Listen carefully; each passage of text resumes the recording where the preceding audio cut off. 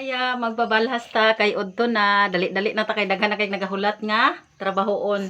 So wala na ko nagbutang diri og kanang waist trainer mga kayaya kay murag dili ta kalihok og maayo no kung naay naga ana ba.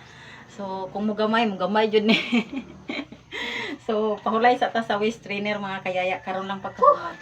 So mag-exercise ta karon mga kayaya kay siguro kaisa ra ko naka-exercise or kaduha lang ko naka-exercise tong miaging kanang kuan simana. So karon na pod ato ang sugda na pod ni ato ang pabalhas mga kayaya kay dako biya nigtabang sa atong lawas no. So bisag kanang murag kapoy man gyud unta mga kayaya no kay napatay trabaho kun diri sa panimalay bay manilhig.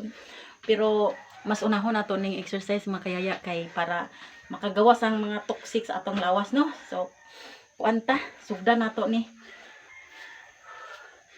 So warm up sa ato mga kayaya. Ana lang para mo atubang na lang ko. So 20 counts pa mo sini. Para ma-warm up nato atong mga kagat-ugatan. Dili pa makuratan. So baliktad na pod. 2 3 4 5 6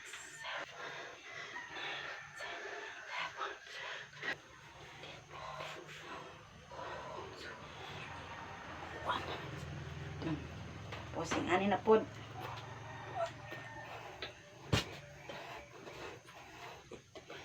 Nice.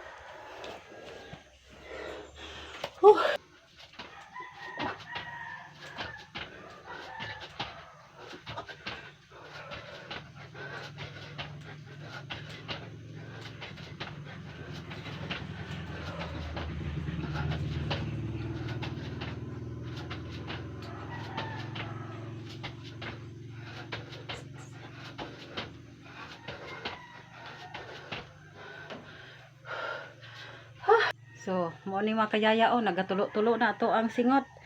So kaloy-an jud nakagawas jud ni ato ang mga kuano, kolesterol. Nabuhinan og 1/4 dito pag ganun. Dito so, padayon ta. Pero sabi nga nila, no pain, no gain, no? So tiisin natin yung sakit mga kayaya.